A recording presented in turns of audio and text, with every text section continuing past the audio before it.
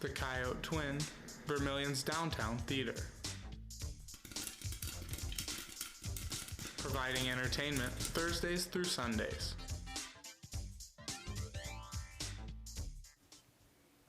Tonight, the Highway Patrol brought their new drug dog to campus. We'll have that and more coming up. Coyote News starts right now.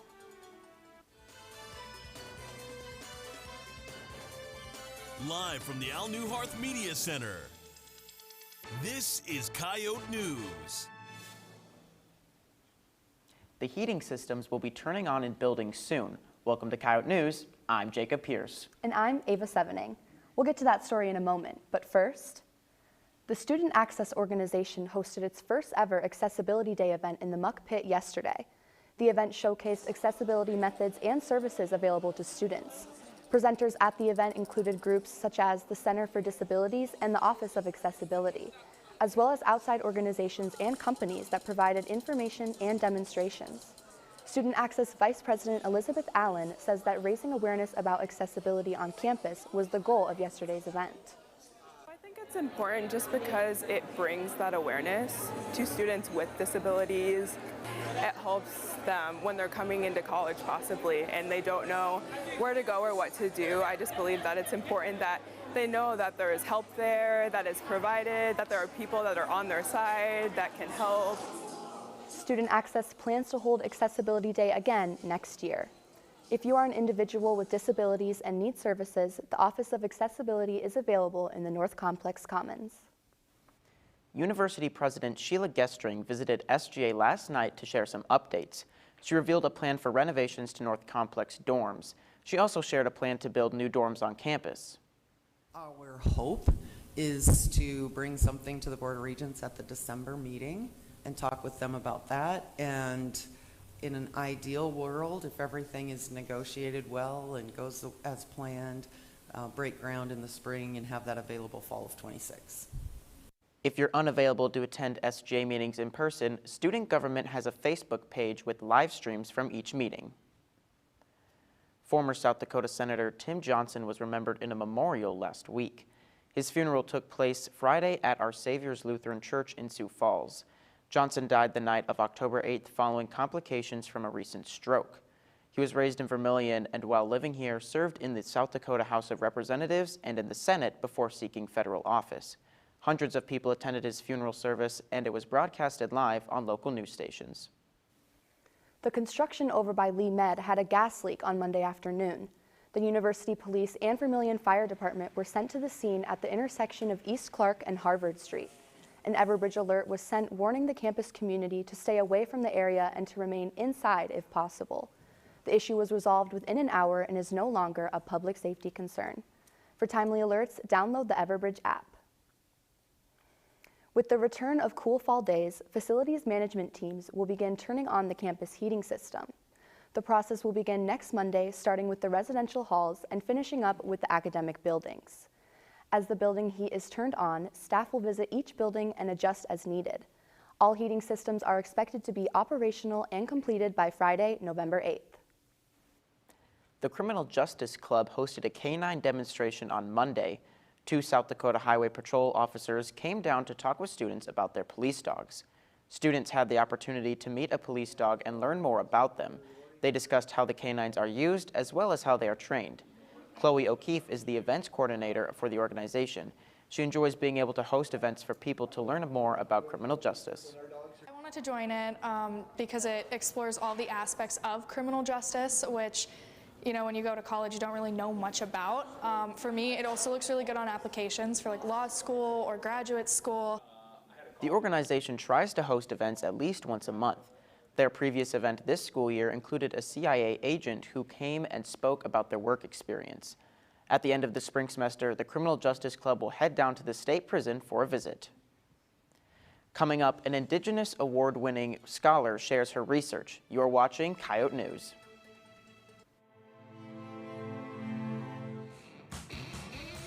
The University of South Dakota's Department of Media and Journalism. You're never gonna know.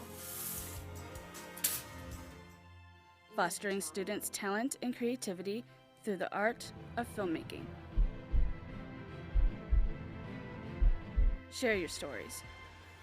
Bring your ideas to life.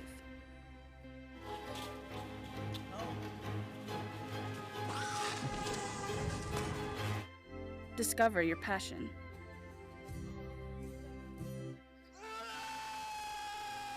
Find your voice. This is Coyote News. The USD Theater box office is now open and selling tickets for Every Brilliant Thing. This one-person play shows the balance between portraying life's struggles and celebrating its small miracles. The story blends comedy, improv, and audience interaction. The performances on Thursday through Saturday will be at 7:30 p.m., with Sunday's performance at 2 in the afternoon. There are 2 casts for Every Brilliant Thing. Caden Hopkins performs on Thursday and Saturday, while Kylie Vondra performs on Friday and Sunday. Tickets are free for USD students. The Department of Music is hosting their Fall Choral Showcase. The performance will feature chamber singers, Collegium Musicum, symphonic choir, and a vocal jazz ensemble. The showcase will take place on Sunday afternoon at 3 in Al's Auditorium. It will also be live streamed in the University of South Dakota Music Department website.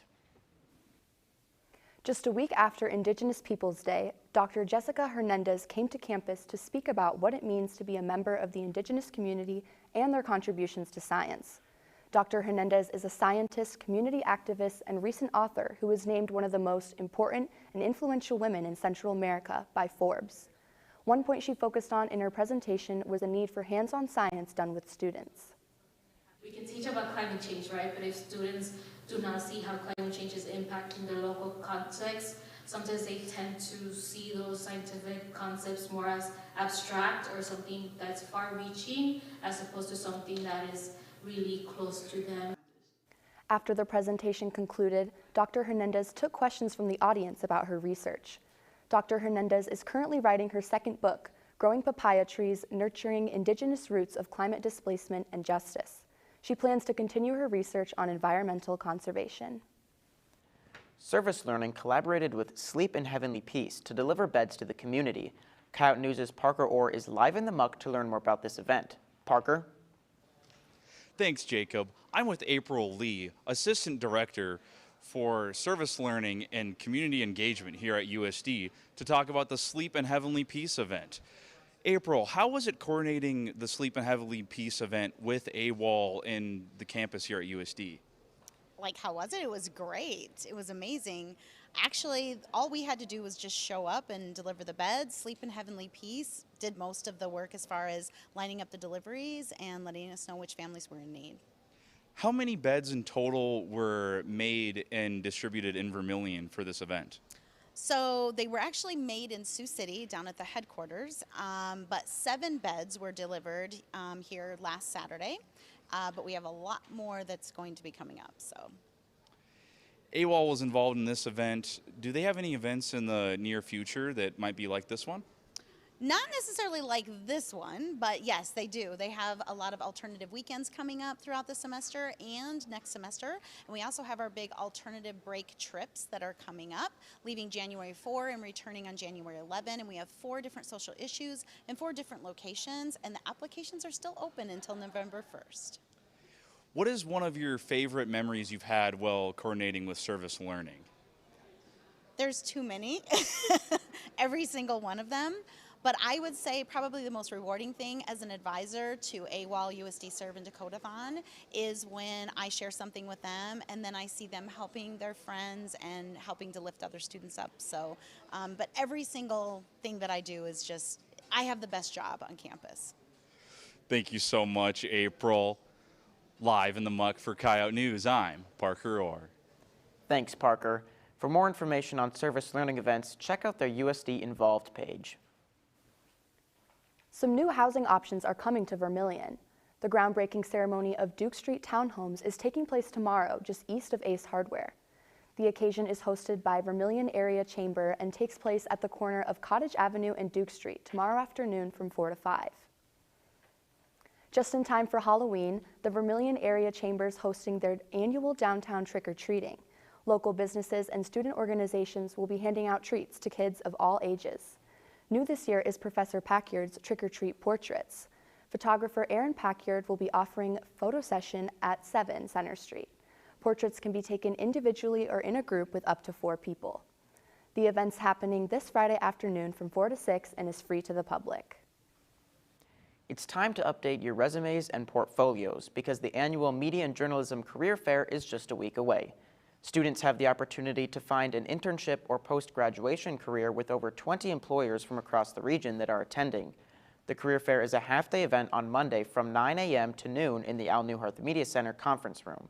Students can be excused from class to attend, and the dress code is business casual. RSVP by emailing Media and Journalism Senior Secretary Samantha Nelson. Next on Coyote Sports, women's volleyball raises awareness for breast cancer. And boys soccer wins their first title.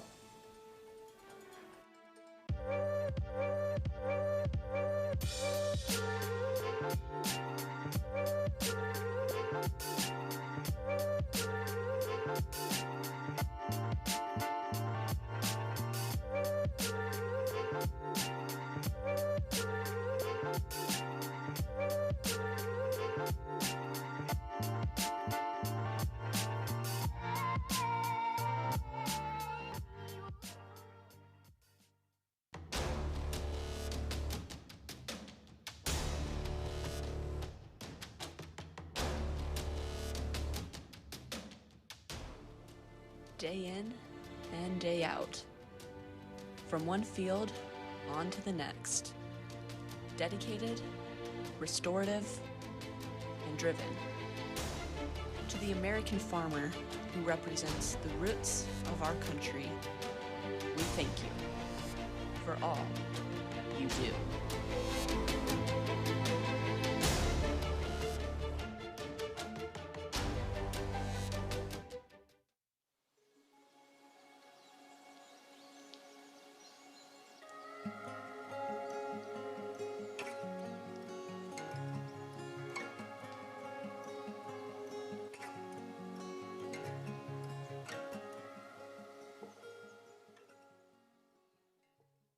This is Coyote News. Football wins for the first time in Youngstown. This is Coyote Sports. I'm Kylie Parisian. And I'm Mohammed, a first-place ranking for a USD club sport. The football team improved their win streak to 5 games over Youngstown State. After falling down 14-0 to start the game, South Dakota tied the game at 14 with a 21-yard rushing touchdown from Charles Peer Jr. Youngstown State kicked a field goal with 4 seconds in the first half to take a 3-point lead into halftime. USD outscored YSU 13-0 in the second half after another touchdown from Peer Jr. As they beat the Penguins on the road for the first time. The Coyotes face in-state rival SDSU this Saturday on ESPNU. Following this newscast, stay tuned for a rivalry special to find out who local sports figures predict will win on Saturday. The volleyball team competed in their pink game against the Bison in a match that took 5 sets to complete. USD took the first 2 sets and the 5th set as they beat NDSU 3-2. Morgan Bodie set a career-high 15 kills in the match, and Avery Fenn Hook picked up her 10th double-double of the season with 48 assists and 10 digs. The Coyotes also faced against SDSU, losing 5 sets after winning sets 2 and 3. Cameron Ferris would reach 1,000 career digs in the match. The team plays Denver tomorrow night in the SCSC. The Coyote cross-country teams competed in pre-nationals against over 60 teams. The men's team finished 22nd in the B race with 613 points. Caleb Rivera finished 37th, leading the way for USD. The women's team finished 26th in the B race with 629 points. Madison Brower finished first for South Dakota in 94th. USD races again tomorrow night in Yankton at the Mount Marty Invitational. Coyote News' Maggie Bishop is live in the muck with Brower after her top 100 finish. Maggie. Thanks, Kylie. I'm here with Madison Brower to talk about her cross-country season. Madison, how do you feel the team is doing this year? I think we're doing a really good job. I mean, we're a brand new team this year, and it's just fun to see like how we're all coming together and that we're just getting ready for the final last few weeks of the season. And how do you try to improve your times week by week? I think just mainly staying consistent with training, taking one day at a time and just analyzing how each day you can get better and just focusing just one rep at a time, one workout at a time, and just keeping an open mindset. And how did it feel competing at pre-nationals? It was just a great atmosphere to be there. I mean, there was just amazing runners there, just a lot of teams and a really fun competition. And I think as a team we grew a lot and we got better, so it was just a great day. And what's your outlook for the rest of the season? We have our conference meet actually at home on November 2nd, so that will be our next meet here. And we're just hoping to get a lot of fans with it being a home conference race and just go out there and give it all we have and just hope for the best. Thanks for being here with us today, Madison. Live in the muck for Coyote News, I'm Maggie Bishop. Thanks, Maggie. Brower and the rest of the team race in the Summit League Championships next month at the Bluffs. The men's golf team competed in the Latour Intercollegiate against 11 teams. As a team, USD finished in first after day one, having the best second-round score at -8. South Dakota held the lead with help from 3 golfers finishing in the top 15 as they took first place with a score of -14, 6 better than second. This concludes the fall season. The men compete next in February. While the men's team was at the Latour, the women competed in the Terrier Intercollegiate. USD finished 8th out of 13 teams with a score of +77. Ella Greenberg led South Dakota, finishing in 15th with a +17. The Coyotes tied for the second best score on the final day as they moved from 9 to 8. Like the men's team, the women don't compete again until next semester. The women's swim and dive team dropped a duel against Iowa State. South Dakota lost to Cyclones 179 to 119. Gabby Arndt won the 200-meter freestyle and Grace Schultz won the 100-meter backstroke. USD as a team won the 400-meter medley relay. The team's back in the pool on Friday at the Kansas Tri-Duels. The USD club soccer team defeated the first and second ranked teams in the final week of games. UND and NDSU were ranked first and second in the Great Plains Conference after week 6. South Dakota defeated the Fighting Hawks 2-1 and the Bisons 3-2 in their final 2 games of the season. This moved the Coyotes to first in the conference. The Vermilion boys soccer team secured their first state championship title. James Valley Christian struck first in the game, taking 1-0 lead into the half. Vermilion didn't back down though, answering early in the second half with 2 straight goals. JVC then scored one of their own, making the match 2-2 with little time remaining in the second half. That's when Ian Job scored the game-winning goal with just over a minute left on the clock. Vermilion will return 8 of their starter next year and hopes in repeating their championship run. The Vermilion boys and girls cross-country teams competed in their last meet until the state meet. The Tanagers competed in the Region 3A championships. The boys team raced first, and leading the way for Vermilion was freshman Gage Beverly, finishing second. As a team finished third, just 10 points behind Dakota Valley, junior Callie Radican finished fourth in the girls race, which was the best mark for a Tanager runner. As a team, Vermilion finished third with 41 points. The Tanagers go to Rapid City on Saturday for the Class A state meet. That's it for Coyote Sports. When we come back, we ask students about their favorite Halloween candy. Stay with us.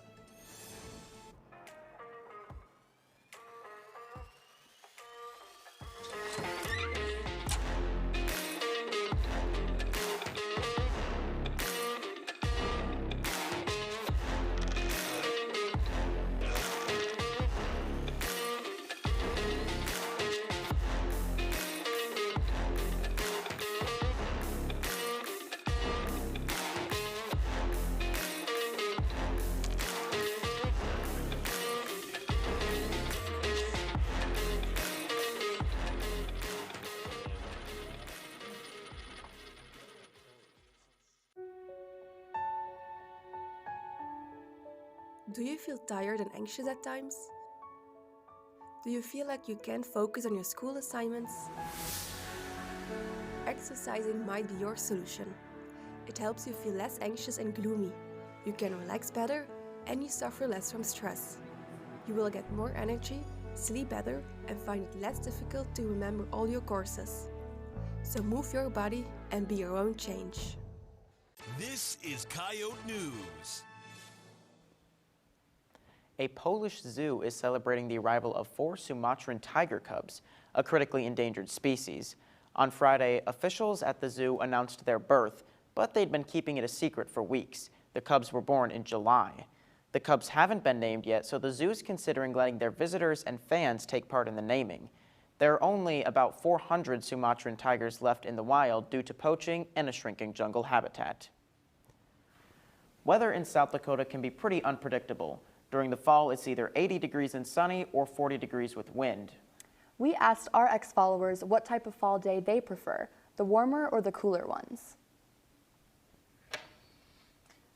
I'm more of a warmer days kind of person. I know the fall should be cool, but I love the sun. Yeah, me too, but once it's fall, I kind of want it to be cooler. You're like ready a for solid it? 50 or 60 degrees. Yeah, let's see what they had to say. I Yeah. expected that, yeah. Fall, Yeah. fall should be cool, I can admit that. Follow our X page for more weekly polls. As Halloween approaches, many are thinking about the sweets that they'll get while trick-or-treating. We asked students, what's the best Halloween candy? Here's what they had to say. Oh my God, it's like asking to pick your favorite child. You know what, I'm gonna do it. I'm gonna go Snickers. I'm a classic guy. I like just the Hershey's bar, Hershey's milk chocolate. The Reese's pumpkin peanut butter cups, because I don't know, Reese's are just a classic. Reese's Pieces, because I like peanut butter and I like chocolate. A Kit Kat, and I don't know why. They're just good. Reese's Pumpkins, or any of the shapes, because it has the most peanut butter and the least amount of chocolate. I'm always a fan of those fun-sized Snickers. Reese's, because I like the mix of the chocolate and the peanut butter. Twix, it's just, you get the cookie and the caramel and the chocolate. It's just pretty much everything you need all in one. Kit Kat, because I like chocolate and it's got wafers in it. Probably be Hershey's, because that's the best chocolate. And the small ones are just the best in general. I love Junior Mints, so I know it's kind of an old person's candy, but there's something so good about them. Pumpkin Reese's peanut butter cup, because it's a pumpkin. I'm wondering why someone would ask for the fun size candy bar. I mean, regardless of what it is, you want the king size, right? Yeah. I was also like perplexed by the Junior Mints. I was like, really? Yeah. I would say my favorite is the popcorn balls. Oh, okay. Yeah. A Twix and a Kit Kat. Yeah. I like the Reese's Pumpkins. The shapes are better than the normal size, I think. Yeah. That is true. That's all for Coyote News. Pick up the Volant for a look at a film that's 40 years in the making. Listen to 91.1 for news updates throughout the week and for coverage of your USD sports. Don't forget to follow our social media pages for daily updates and the weekly poll. Stay tuned after the broadcast for the USD versus SDSU football rivalry special. Thanks for watching.